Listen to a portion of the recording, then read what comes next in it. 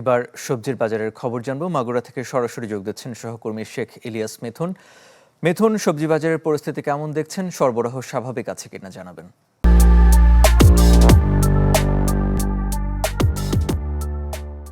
আরফিন, আমি এখন আছি মাগুরার যে একমাত্র কাঁচা বাজার, একতা কাঁচা বাজারে।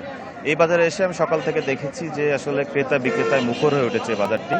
আমি ঠিক দেখাতে চাই, সবজির কিন্তু বেশ সরবরাহ আছে, যার ফলে কিন্তু গত সপ্তাহ থেকে এই সপ্তাহে সবজির দাম কিন্তু কিছুটা স্বস্তিতে নেমে আসতে শুরু করেছে।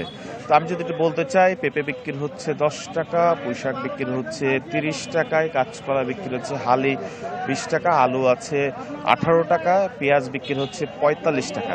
তবে কিছু কিছু সবজি যেমন বেগুন বিক্রি হচ্ছে 100 টাকায়, শসা বিক্রি হচ্ছে 45 টাকা, টমেটো বিক্রি হচ্ছে 100 টাকা, ধনেপাতা বিক্রি হচ্ছে 100 টাকায়। একটা কথা না জানালে আসলে হয় না যে খুচরা বাজারে কিন্তু দাম মোটামুটি ঠিক থাকলেও, পাইকারি বাজারে দাম মোটামুটি ঠিক থাকলেও খুচরা বাজারে গিয়ে কিন্তু এই দামের ব্যবধান তৈরি হচ্ছে কেজি প্রতি 15 থেকে 20 টাকা।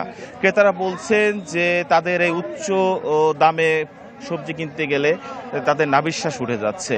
তো আমরা কথা বলেছিলাম, যারা ব্যবসায়ী রয়েছে তারা কিন্তু জানিয়েছেন যে আসলে পাইকারি বাজার থেকে খুচরা বাজারে নিতে তাদের যে শ্রমিক, তাদের যে পরিবহন খরচ সব মিলিয়ে আসলে তাদের যে ব্যয় হয়, এর কারণেই কিন্তু ব্যবধানটা বাড়ছে।